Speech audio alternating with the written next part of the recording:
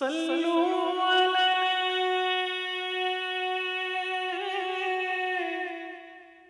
وآلہ۔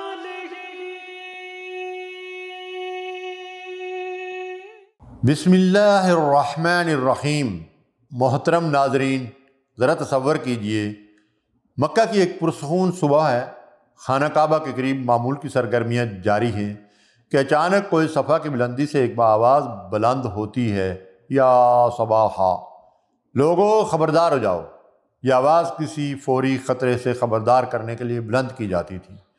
اہل مکہ چونک اٹھتے ہیں، مختلف خاندانوں کے لوگ تیزی سے کوئی صفا کی طرف بڑھتے ہیں۔ جو شخص خود نہیں پہنچ سکتا وہ کسی دوسرے کو بھیجتا ہے تاکہ معلوم کرے کہ کیا واقعہ پیش آیا۔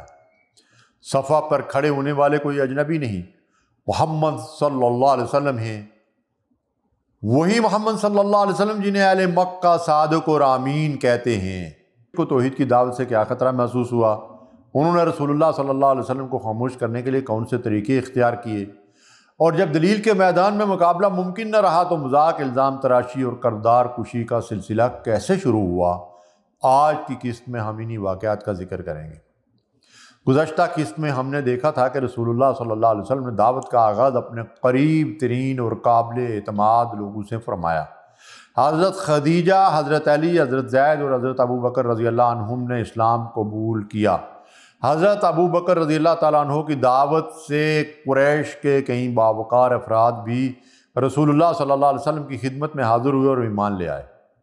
ابتدائی مسلمان دار ارقم میں جمع ہوتے، قرآن کریم کی آیات سنتے اور رسول اللہ صلی اللہ علیہ وسلم کی صحبت میں اپنے ایمان اور کردار کی تربیت حاصل کرتے تھے۔ یہ ابتدائی مرحلہ ایک مضبوط جماعت تیار کر رہا تھا۔ اب اللہ تعالیٰ کی طرف سے دعوت کو اعلانیہ پیش کرنے کا حکم آنے والا تھا۔ قرآن کریم میں ارشاد ہوا، فَاصْدَعْ بِمَا تُؤْمَرُ وَأَعْرِضْ عَنِ الْمُشْرِكِينَ۔ پس جس بات کا آپ کو حکم دیا جا رہا ہے اسے کھول کر بیان کر دیجئے اور مشرکوں کی پرواہ نہ کیجیے۔ یہ حکم نہایت واضح تھا۔ اب توحید کا پیغام صرف ان لوگوں تک محدود نہیں رہنا تھا جو خود رسول اللہ صلی اللہ علیہ وسلم کے پاس آتے یا جنہیں انفرادی طور پر دعوت دی جاتی تھی۔ اب اسے مکہ کی گلیوں، قریش کی مجلسوں اور خانہ کعبہ کے گرد جمع ہونے والے لوگوں کے سامنے پیش کیا جانا تھا۔ اس کے ساتھ رسول اللہ صلی اللہ علیہ وسلم کو اپنے قریب ترین رشتہ داروں کی طرف خصوصی توجہ دلائی گئی۔ وَأَنذِرْ عَشِيرَتَكَ الْأَقْرَبِينَ، اور اپنے قریبی رشتہ داروں کو خبردار کیجیے۔ دعوت کا یہ اصول نہایت اہم تھا۔ رسول اللہ صلی اللہ علیہ وسلم پوری انسانیت کی طرف بھیجے گئے تھے، لیکن عمومی دعوت سے پہلے اپنے خاندان اور قریبی رشتہ داروں کے سامنے حق واضح کرنا ضروری تھا۔ جو پیغام دنیا کے لیے ہو اس کی روشنی سب سے پہلے گھر اور خاندان تک پہنچنی چاہیے۔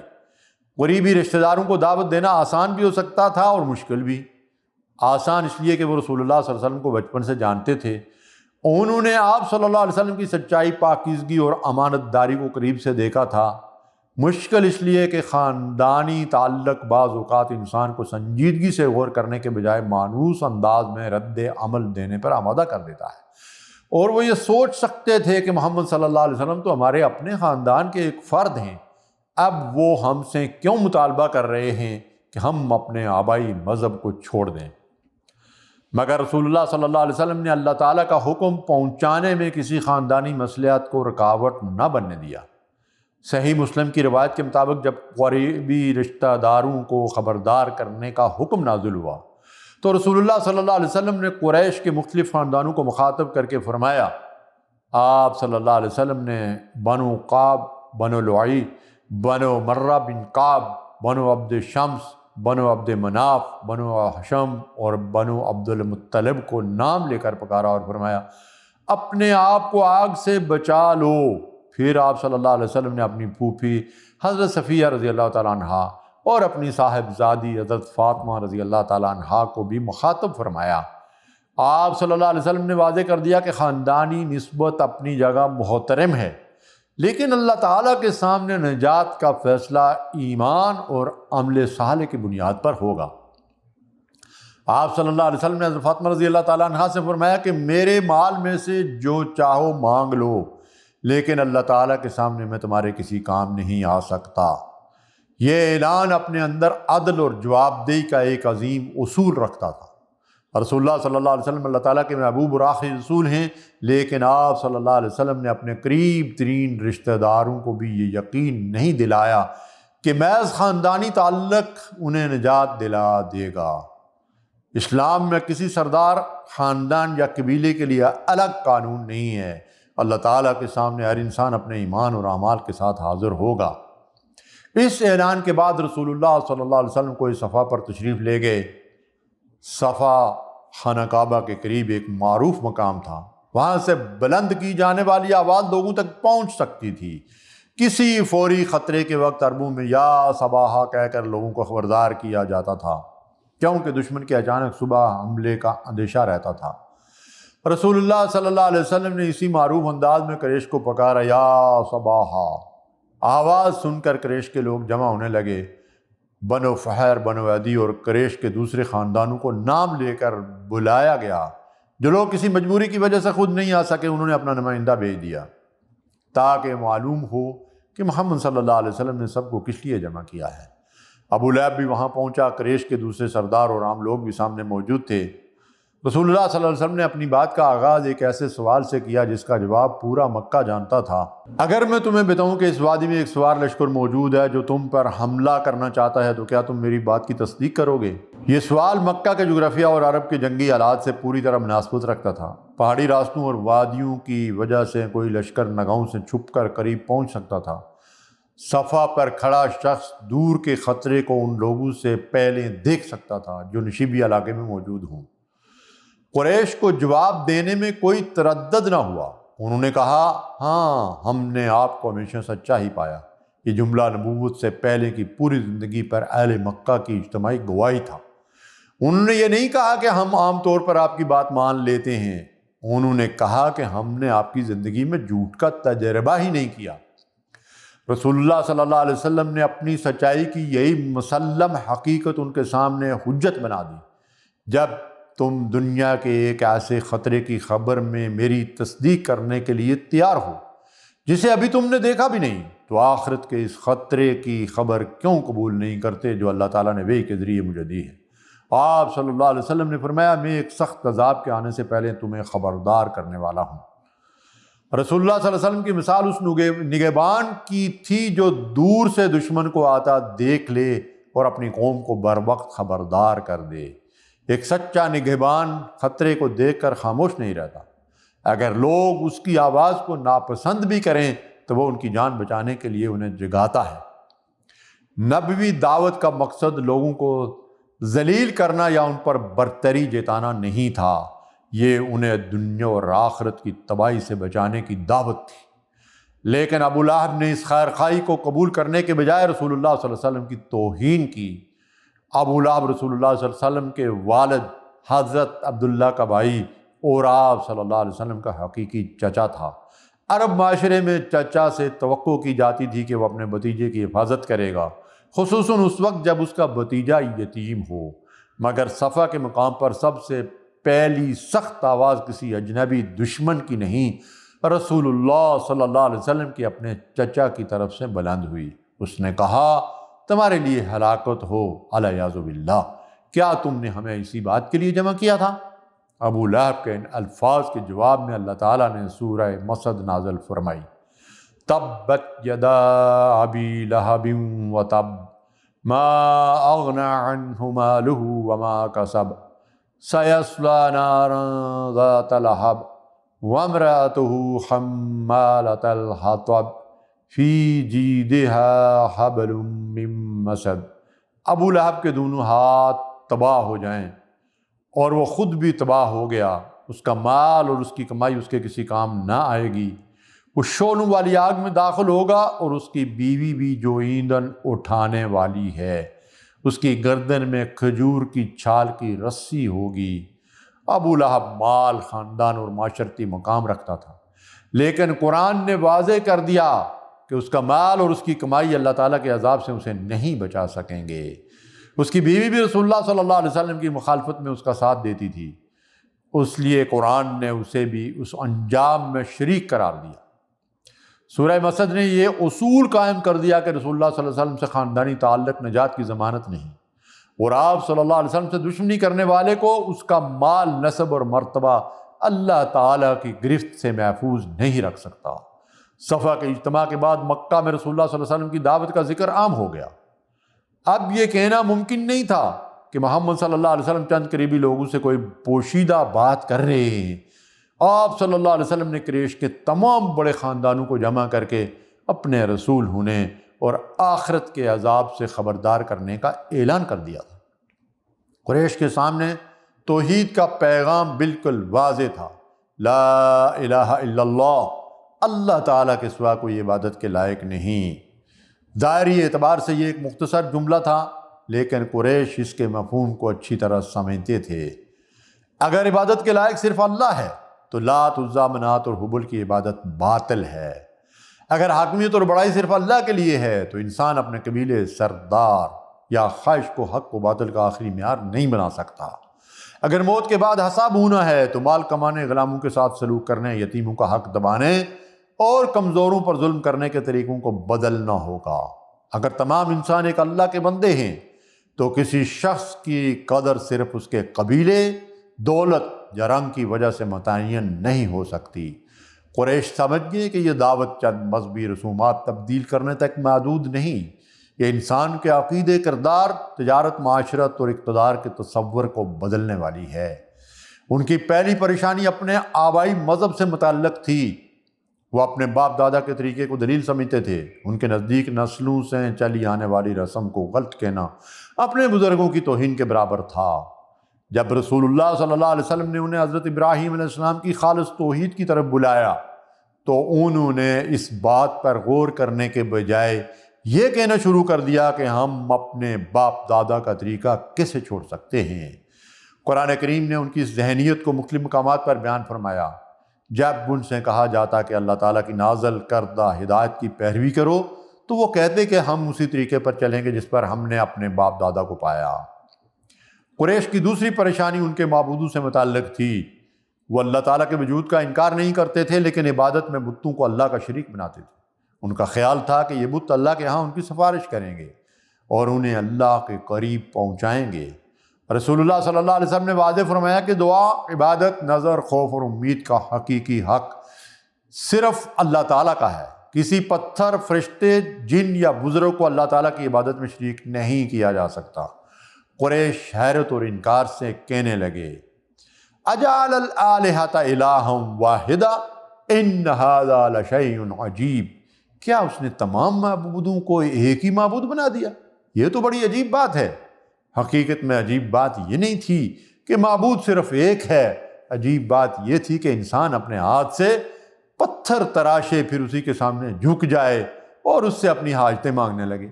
لیکن جب ایک غلط تصور نسلوں سے معاشرے میں موجود ہو تو حق انسان کو اجنبی اور باطل مانوس ہونے لگتا ہے۔ قریش کی تیسری پریشانی ان کے معاشرتی مقام اور مفادات سے متعلق تھی۔ خانہ کعبہ کی خدمت کی وجہ سے انہیں عرب میں عزت حاصل تھی۔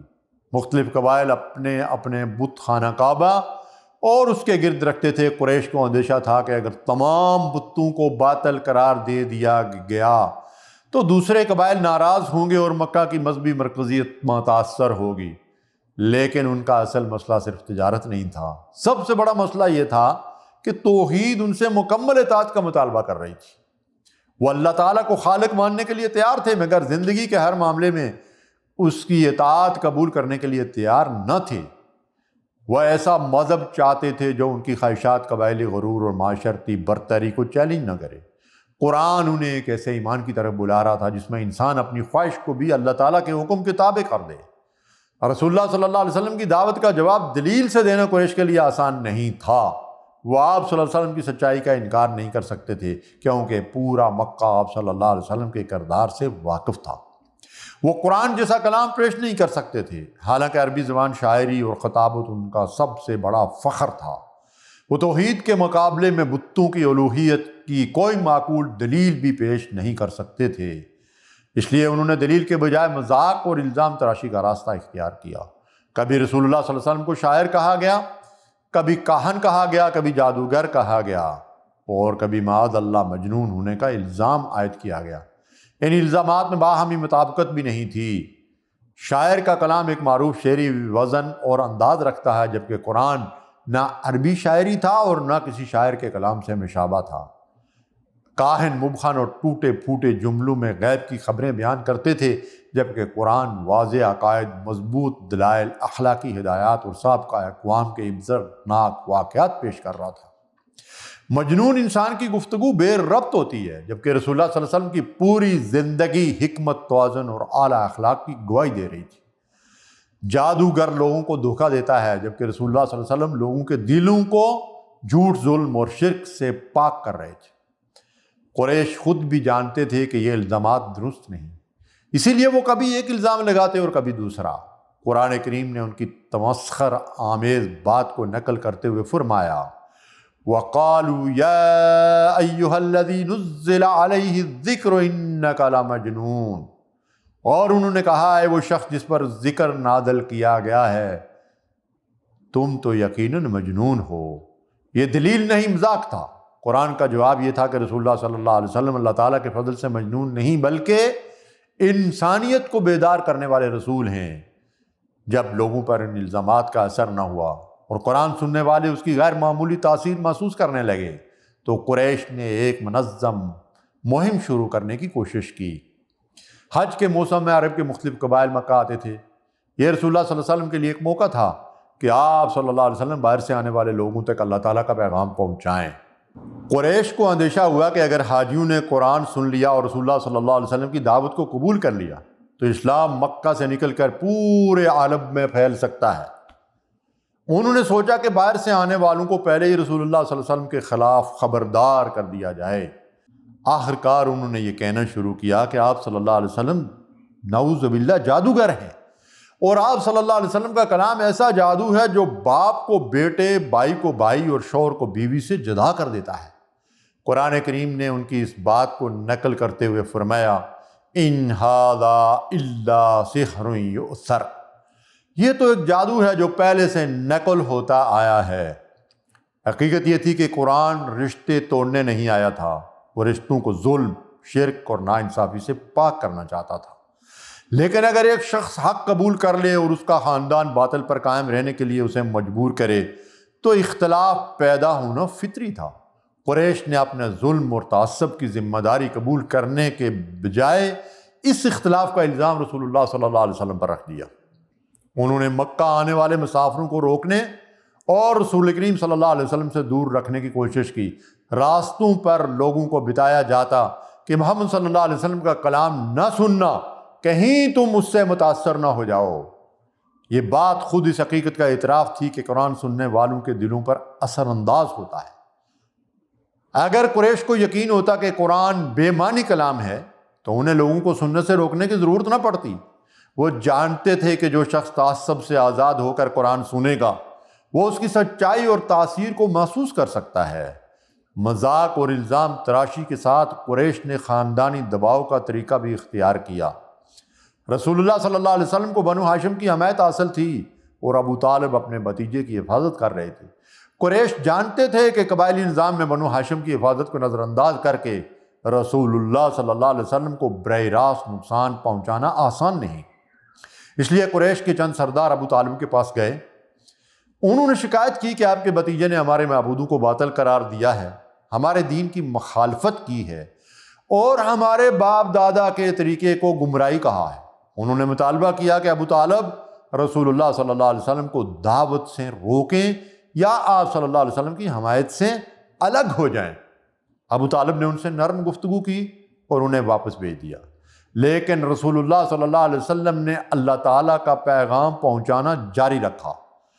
قریش نے دیکھا کہ پہلی کوشش ناکام ہو گئی، اسلام کی دعوت روکنے کے بجائے پھیل رہی ہے اور قرآن کے متعلق گفتگو مکہ کے ہر حلقے میں ہونے لگی ہے۔ وہ دوبارہ ابو طالب کے پاس گئے۔ اس مرتبہ ان کا لہجہ پہلے سے زیادہ سخت تھا۔ انہوں نے واضح کر دیا کہ وہ اپنے معبودوں اور آبائی مذہب کی مخالفت مزید برداشت نہیں کریں گے۔ ابو طالب پر ایک طرف اپنے قبیلے کا دباؤ تھا، دوسری طرف اپنے بھتیجے سے گہری محبت اور خاندانی ذمہ داری۔ انہوں نے رسول اللہ صلی اللہ علیہ وسلم کو قریش کی بات سے آگاہ کیا، لیکن رسول اللہ صلی اللہ علیہ وسلم کے لیے دعوت کوئی ذاتی منصوبہ نہیں تھا۔ جسے حالات کی سختی دیکھ کر ترک کر دیا جاتا۔ یہ اللہ تعالیٰ کی طرف سے دی گئی ذمہ داری تھی۔ آپ صلی اللہ علیہ وسلم نے اپنے چچا کو جواب دیتے ہوئے فرمایا، اے میرے چچا، اللہ کی قسم اگر یہ لوگ میرے ایک دائیں ہاتھ پر سورج اور بائیں ہاتھ پر چاند بھی رکھ دیں کہ میں اس دعوت کو چھوڑ دوں، تب بھی میں اسے نہیں چھوڑوں گا، یہاں تک کہ اللہ تعالیٰ اس دین کو غالب فرما دے یا میں اس راہ میں اپنی جان دے دوں۔ رسول اللہ صلی اللہ علیہ وسلم کا یہ غیر متزلزل عزم دیکھ کر ابو طالب نے فرمایا، میرے بھتیجے جاؤ اور جو کچھ کہنا چاہتے ہو کہتے رہو، اللہ کی قسم میں تمہیں کبھی کسی کے حوالے نہیں کروں گا۔ آپ صلی اللہ علیہ وسلم نے اپنی دعوت جاری رکھی۔ ابو طالب بھی قبائلی دباؤ کے باوجود آپ صلی اللہ علیہ وسلم کی حفاظت سے دستبردار نہ ہوئے۔ قرآن کریم نے رسول اللہ صلی اللہ علیہ وسلم کو مخالفین کے مذاق اور طعنوں کے مقابلے میں تسلی دیتے ہوئے فرمایا، اِنَّا كَفَيْنَاكَ الْمُسْتَهْزِئِينَ، یقیناً مذاق اڑانے والوں کے مقابلے میں ہم آپ کے لیے کافی ہیں۔ رسول اللہ صلی اللہ علیہ وسلم نے بدزبانی کا جواب بدزبانی سے نہیں دیا۔